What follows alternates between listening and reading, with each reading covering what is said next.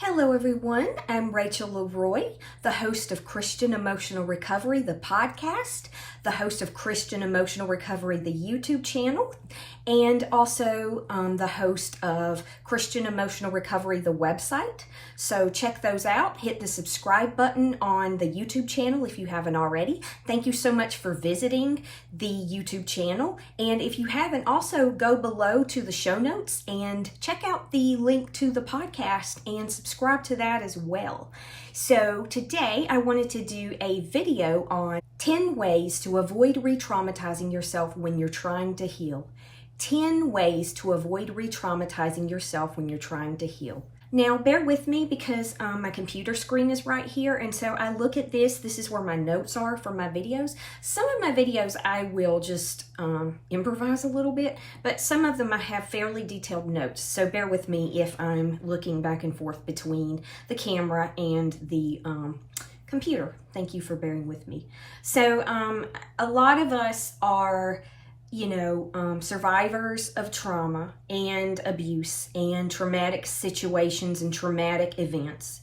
And there's a wide variety of people following the channel now. It is survivors of childhood emotional neglect, childhood trauma, ACEs, which is adverse childhood experiences, and narcissistic abuse, both in childhood and in adulthood. But there's also people on the channel that have suffered from traumatic events, that have had traumatic brain injuries and traumatic physical situations, such as surgeries and other types of injuries that have caused long-term trauma in their minds. And so I hope this channel is helping a variety of people, not just survivors of childhood trauma and emotional neglect and abuse, even though that is the primary focus of this channel. It is for anyone who has survived trauma or anyone who is trying to heal emotionally from anything, really. So let's go ahead and look at 10 ways to avoid re-traumatizing ourselves when you're trying to heal. Now, I am using 4 articles as sources in the for the video, but I'm using them as loose sources. So I'm still going to credit my material, and I encourage you to read the articles if you get the chance that are in the show notes. And I got some ideas from them in the ways to avoid re-traumatizing yourself, and I mixed my own ideas in with those. So I won't be reading off of articles specifically, but I am going to include those in the show notes. So check those out when you're done, and I may refer to the articles loosely from time to time. But what I want to do is go through, and I have a list of 10 ways we re-traumatize ourselves and keep trauma stuck in our bodies. And then I also have a list of 10 ways we can process trauma in a way that releases it from the body and doesn't re-traumatize us. So what I'm doing is coming up with a problem solution. So for each of these 10, I list a way that we re-traumatize ourselves, and then I list a solution to that, and I'll explain it a little bit, okay? So follow along, bear with me. And let's go ahead and jump right in. First, I want to give a little context. For example, when we re-traumatize ourselves, it can be in a situation that has nothing to do with us healing. That's one situation, just in daily life. And I'm not saying that if we re-traumatize ourselves, it's our fault. It's not our fault. It's not something we're doing on purpose. It's not something where we're deficient and we're stupid or we're dumb and we're just making dumb mistakes. It's not like that at all. Re-traumatizing yourself is very easy. And sometimes when you get re-traumatized in a situation, it's not that you're doing it to yourself. It's just something that happens. So first of all, I don't want you to be hard on yourself, and I don't want you to blame yourself, because strangely, that's one of those in here is actually layering, which is when we re-traumatize and then we get mad at ourselves or sad or upset because we re-traumatize. You see how you take that emotion and you layer another emotion on it? The first thing that I want us to do is to not layer. And that's hard, but you just stop and you observe and you take a deep breath and you step back. And so daily life is one place where we can re-traumatize.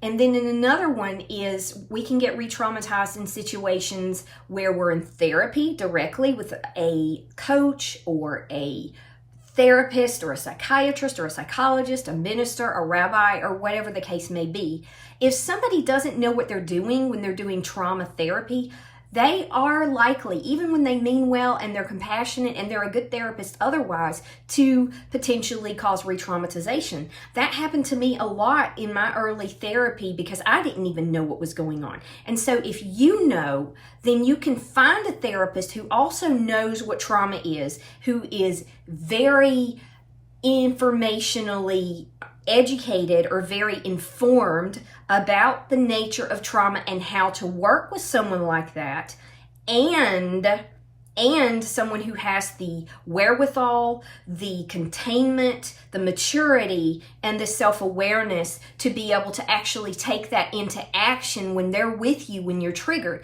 Because even a trauma-informed therapist can't help you if they don't have the presence to hold a space for you to do that in practice. Does that make sense? So those are some things to think about when avoiding being re-traumatized in therapy. Because the whole point is to help you to feel better, not to help you to become traumatized even more. And the third situation where you can be traumatized, or re-traumatized, I should say, is when you're doing healing work on your own, or you're doing healing work with God's help, and you do something that is not a good strategy. And it may be well-intended, it may even be well-informed. The thing is avoiding re-traumatization is very tricky. And it's very, it's not complicated, but it's something where you have to learn from experience. And unfortunately, some of that is going through the experience of re-traumatizing yourself or getting re-traumatized. Note when I say you re-traumatize yourself that I'm not blaming, I'm not saying you did it, I'm not saying it's your fault. No, and no. I'm just saying that something that happened in a situation where maybe you made a choice inadvertently caused you to get re-traumatized. So just keep that in mind when I'm using that term, okay? So jumping right in, ways we re-traumatize ourselves to keep trauma stuck in our bodies. The first one is talking endlessly about our trauma in our heads, but never working through the trauma in our bodies. Talking endlessly about our trauma in our heads, but never working through the trauma in our bodies. Now, this can be either when we're talking to a friend, talking to a therapist, writing in a journal, just ruminating in our own minds. And what can happen here, I'm not saying you don't need to talk about your trauma. First of all, you do need to talk about your trauma, and it helps you to get some of that out of your body. It does help. And also, it can help you to clarify where your trauma came from, what its root source is, and how you need to best work through it. You do need to talk about it with a therapist. You do need to work through that stuff in your journal. The problem comes in when you just keep doing it over and over and over again, and you're not moving forward with it. There should always be some kind of, you can even get temporary relief, but it's not truly healing you. And we'll talk about that in just a little bit. But talking endlessly about trauma, and I did this one time when I was in college. I was doing some very deep healing work. And even though I didn't understand what trauma was, I had a lot of anger and a lot of hurt from things that had happened to me in the past. And I would write just all these angry rants in my journal. And I thought it was therapeutic. And I realized that at some point it was therapeutic at first, but when I kept doing it over and over and it was just repeating the same areas of trauma, I was actually rehashing it and making myself feel worse. I was making myself feel worse. So it is tricky sometimes to know, is this helping me? Is this helping me temporarily but not long term? Or is this actually making me feel worse? So you've got to start feeling in your body and trusting that feeling about whether it's making you feel better or worse. Now keep in mind when you're doing this, it's not going to feel good, but there's a sense of what's the word? There's a visceral sense of catharsis that you get, even though it may be painful. You get a sort of cathartic feeling when you know it's healing you and that trauma is coming up out of your body and you're getting a deeper understanding about it. So the solution here is talking, journaling, and meditating about trauma as we work on the sources of trauma in the body. So feeling in the body, especially in a safe space with a trauma-informed specialist, is how you will start to bring this stuff up and out of your body. If you're doing it on your own, start with somebody who can help you, and then eventually you can do it more on your own as you get more experience and learn to trust yourself. I never thought I would get to the point where I could do that, and I do. And I do. You let God guide you, but you also listen to your body and what it's telling you, and feeling into your body without shame, without layering, and all of that. But talking, journaling, and meditating about trauma as we work through the sources of trauma in the body, finding the balance between these two. And there's a guy who works on trauma. He's a great expert in this area. I've read his biography, and I'm not sure if he's an actual trained therapist or if he's just very trained in this as a coach, but he's done some courses and some meditations that I've actually been very helped by. But I would recommend only getting his work. I would read his articles if you're a beginner, but I would only recommend getting his meditations if you've been doing this a while, because his work is very advanced and very subtle. And at first, I didn't even fully understand it, but this guy is a genius at this stuff, because as I work on it more, I realize where he's coming from and what he's talking about. But when I say a balance between two things, I mean a balance between emotion that's overpowering and overwhelming, and disassociating and not feeling and running from your emotions. There's a place in the middle, and he calls that containment.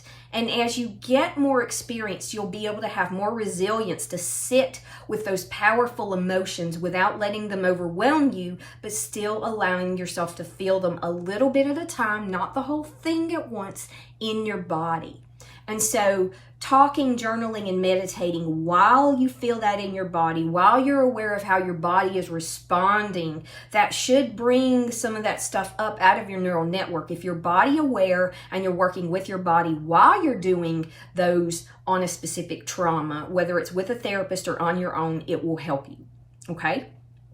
Number 2, the way that we re-traumatize ourselves and keep trauma stuck in our bodies is disassociating when we're trying to process trauma by avoiding emotions at all costs that we can't feel, so that we can't feel anything in our bodies. And there's 100,000 ways we can disassociate, but disassociating is basically pushing away, suppressing, repressing, ignoring, or denying our emotions because they're too powerful and because we're scared of them. And that's understandable. And there are times when disassociation is actually healthy, but it's not healthy to do ongoing. It's not healthy to do ongoing. So as you get that experience with containment, as you work with a specialist who is trauma informed, then you start to do the solution to number 2, and that is staying in touch with what's going on in our bodies and objectively being honest about that.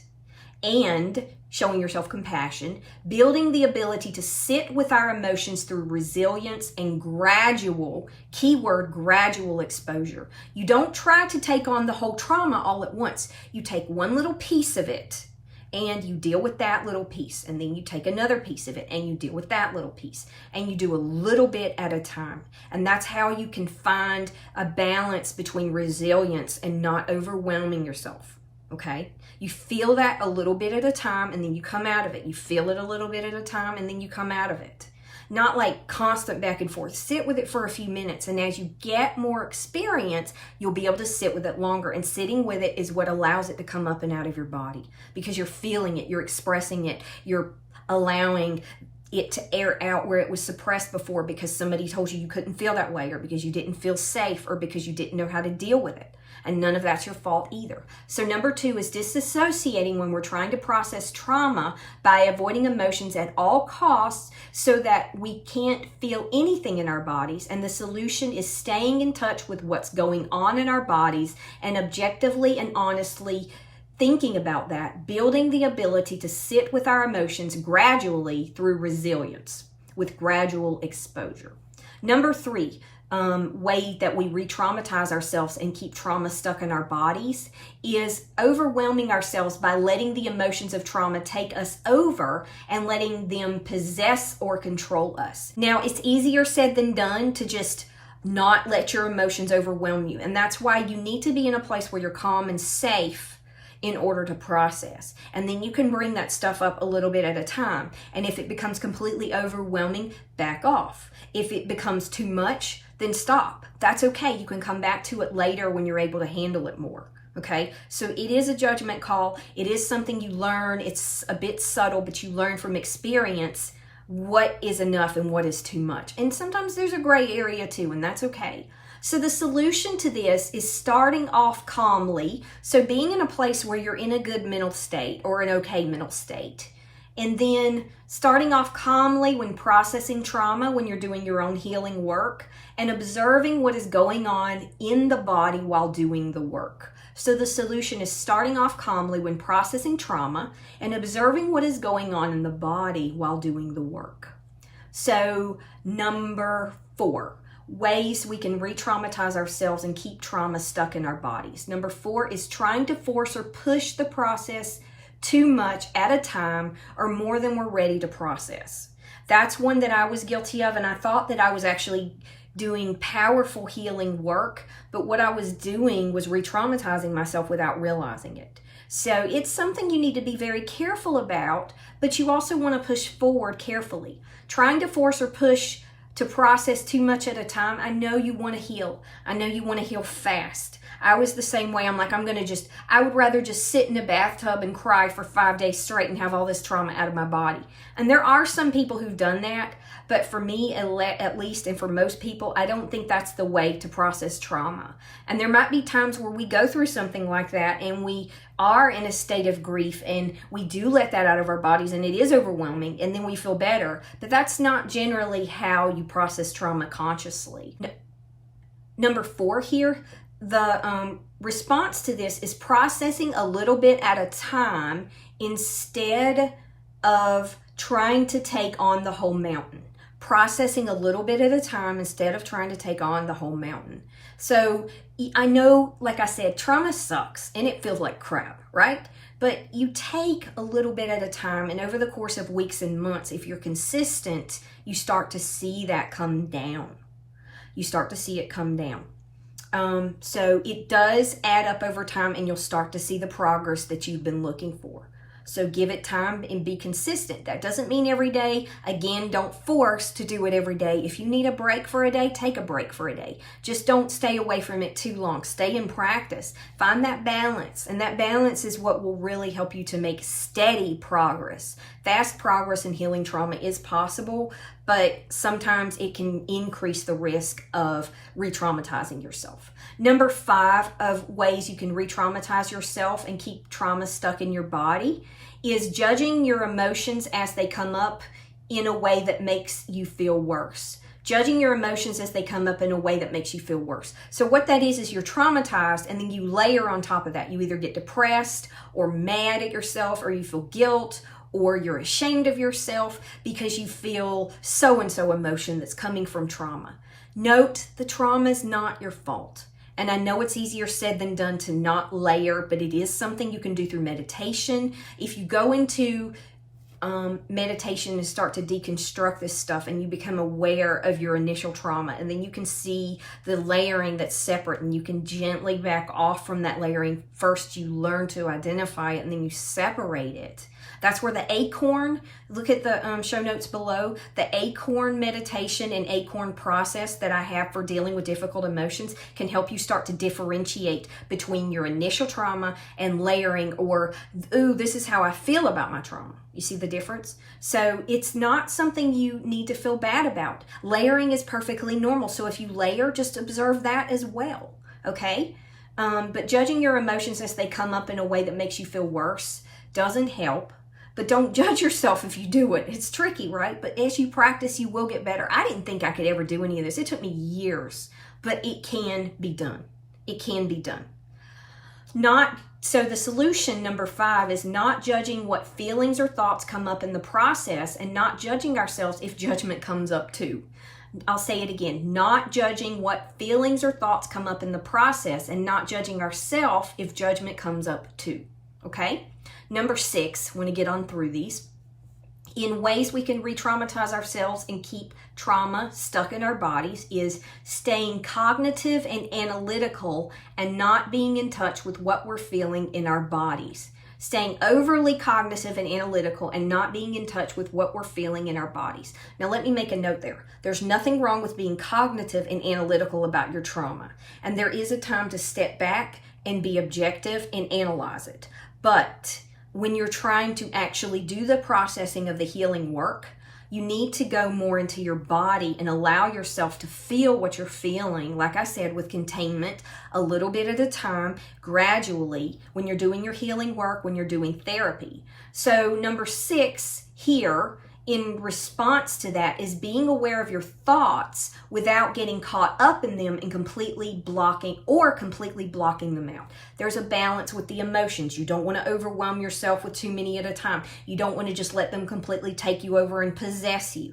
You don't want to disassociate with them, and you don't want to completely repress them when you're doing the healing work either. You do a little bit at a time. The same is true with your thoughts. You don't completely block out your thoughts. You're aware of them, but you don't just go down a rabbit hole in your thought process and just get swept away so you're not in your body anymore. You stay in your body. You're aware of your thoughts without getting caught up in them, so you don't get caught up in them like your emotions, or you also don't completely block them out. So it's being aware of them without being overwhelmed by them or forgetting about what's going on in your body.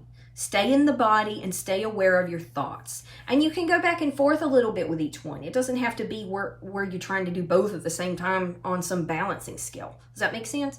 So just be gentle with yourself there and work on it a little bit at a time. Number 7 of ways we re-traumatize ourselves to keep trauma stuck in our bodies is not having the emotional resilience to sit with the emotions and feel them for a time. Not having the emotional resilience to sit with the emotions and feel with them for a time. This one, don't judge yourself if you can't do this. This takes practice. It's hard. It takes a warrior and it takes courage to sit with emotions like this, because every fiber of our being and our very evolutionary instinct in how God made us makes us want to run from those. And that's a mechanism that is survival and helps you to survive in situations when you can't deal with stuff like that. But when you're dealing with it and when you're healing it, you build that resilience gradually over time. You'll find that maybe you can sit with it for 30 seconds at first, and then 2 minutes, and then 5 minutes, and then 10 minutes, and then 30 minutes, and so on. And the point of sitting with this is to heal it and to let it out, right? And so you build that resilience up over time by being kind and gentle with yourself and by doing it gradually. You do push forward. You do have to have some wherewithal and some courage and some warrior spirit in order to do this healing work. It takes courage and it takes oomph, but you do a little bit at a time at the same time. So having the emotional resilience to sit with the emotions and feel them for a time is something you gradually build up over time through meditation especially.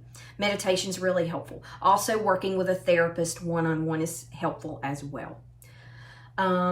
Also, learning to be in touch with your own felt sense, which is basically means being in touch with what it feels like to be real, whole, physical, and complete in your body.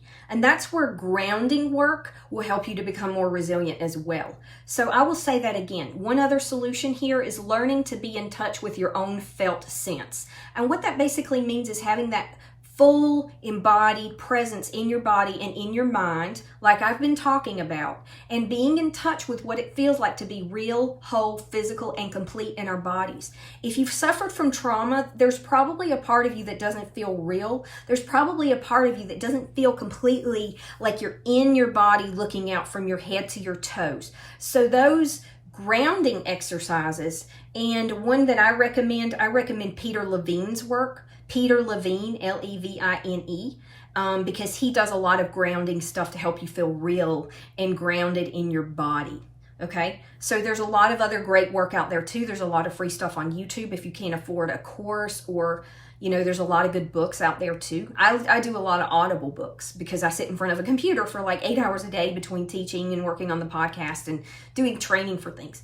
So, but yeah, that felt sense starting to feel in your body. You'll feel just, this is my hand, and you'll feel the boundaries of your hand. This is my arm, and you'll feel the boundaries of your arm. And at first you won't feel it, but it's like, you're like, what is this? Why am I doing this? And then one day you're like, oh, that's my arm. I can't explain it. It's just, you know it's there and you feel it. You're like from inside of your hand and inside of your arm, feeling outward. You're inside of your own body. And then you start to do that and feel that more and more, and feel that with your entire body, your arms from head to toe, all the way down to the tip of your toes. And all I can say is I can't explain it, but if you do the work, you will understand what I'm talking about, where you feel grounded, whole, and real in your body. But if you understand what it means to feel disembodied, to feel disconnected from your body, to feel disassociated, to not feel completely whole, to not feel completely real, like everything's sort of happening in a dream instead of real, it kind of helps get rid of that brain fog too. And so you start to be grounded in reality and in your body, and it's wonderful. That's part of healing. Number eight, feeling our feelings without judgment. Number eight of ways we re-traumatize ourselves and keep trauma stuck in our bodies is feeling strong feelings, but bottling them up inside due to shame of what we're feeling. So one of them is letting it overwhelm us, but one of those aspects that's unhealthy is bottling that stuff inside. That's toxic. Feeling our feelings, but not allowing ourselves to let it out, bottling up everything inside due to shame of what we're feeling. Now, the solution to this is feeling our feelings without judgment, a little bit at a time, and the sensations in the body without letting them overwhelm, possess, or control us. I'll say it again. Feeling our feelings without judgment, a little bit at a time, and the sensations in the body of what's going on with those emotions without letting them overwhelm, possess, or control us. Number 9 of ways we re-traumatize ourselves to keep trauma stuck in our bodies is getting caught up in the ongoing narrative or script behind the trauma instead of the energy in the body. You see the difference? So getting caught up in the ongoing narrative, the rumination, the storyline behind the trauma instead of the energy in the body. Now, it's good to be aware of those repeating tapes. It's good to be aware of what the narrative is, because you can actually rewrite that narrative and journal on that some. But that can become a trap, a rabbit hole you go down in. And a lot of times it's hard to get out of it. A lot of times you can't help it when you go in it. I've been there a million times. Believe me, I know what that's like, feeling trapped there. And sometimes you just have to give it some time and let things kind of change and shift on their own. But if you can find a way to get out of that, then that's good too. So one solution, number 9, is observing the tape or narrative that plays in our minds without getting caught up in it. Instead, gently going back to the sensations in the body brought up by these thoughts. I'll say it again. Observing the tape or narrative that plays in our minds without getting caught up in it, and instead gently going back to the sensations in the body brought on by these thoughts. So that is a solution there, and you do that again with therapy, meditation, grounding, inner child work, and strategies like that. Number 10, working with a therapist who is not trauma informed, who pushes us too quickly, who doesn't push us enough, or who doesn't have the emotional professional capacity to be present with us even if they are trauma informed. So when you pick a therapist, you can be picky. You can say, I don't think we're a good match. You can try 10 therapists before you find the right one. Make phone calls, ask questions, be direct. They're used to that. They expect that. It's okay not to go see a therapist if you don't feel like it's a good match. Find somebody who's compassionate, who's informed, who's good at what they do, who can have full presence when you're there. Somebody who will be real with you, but also somebody who can validate you. Somebody who's trauma informed and mature. So the problem is working with a therapist who is not trauma informed, or who pushes us too quickly, or who doesn't push us enough, or who doesn't have the professional emotional capacity to be present with us even if they are trauma informed. Now, every therapist can have an off day. That nobody's perfect. But overall, can they do those things? They may be able to do one or two, but not the others. You need to find somebody who can do all of them as much as possible. And then working with a compassionate, trauma-informed therapist who can apply that knowledge with the insights to know when to push forward and when to back off when working with us is absolutely important.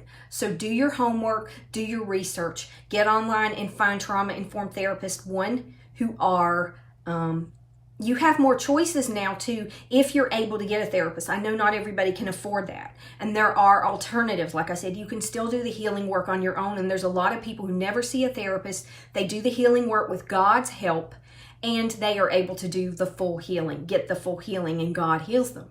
But if you can see a therapist, then do your homework. Look for highly rated therapists. I may do a video another time on how to look for a therapist. I'm not an expert on that, but I've had enough experience and I know enough about this whole process that I can help you with that. But find somebody who's highly rated. Find people that do telehealth if that's an option for you, and if you feel like that's something where you can still get successful therapy. If you feel like you need somebody in person, then do what works for you. Do what works for you. But those are the 10 ways you can process trauma, 10 ways that you can avoid re-traumatizing yourself when you're trying to heal. Those are the 10 ways to avoid re-traumatizing yourself when you're trying to heal. So I hope that those have been helpful. I will take the 4 articles that I used as loose sources for this podcast, for this YouTube channel, I should say, and put them in the show notes. If you haven't, click the subscribe bell and also look at the show notes and the other sources. Click on the link there and go to my ChristianEmotionalRecovery.com website. Sign up for the email list and go to Christian Emotional Recovery Facebook group, also linked below. Join. You're welcome to join. And also go to the Christian Emotional Recovery podcast if you haven't already, and subscribe because you get even more there. You get exclusives that are only on YouTube, exclusives that are only on the podcast, and for the most part, what's in one place is not in the other. So to get everything, you'll need to subscribe to the podcast and to the YouTube channel separately, even though I do also add the podcast to my YouTube channel. So that's another option for you as well. Thank you so much for going on this journey for me. I know this was a long video. I hope it was helpful. I hope it was insightful, and I hope it'll give you strategies that will help you to heal. And I'm going to come up with more resources that you can look at this. I'm going to have an online store and I'm going to have reasonable prices, and I'm hoping to be able to take some of these strategies and write them down in tutorials and infographics and courses and stuff like that in the future. But in the meantime, the YouTube channel will always be free. The podcast will always be free. The Facebook group will always be free. So God bless you. Remember, you are fearfully and wonderfully made. Thank you so much and have a great day.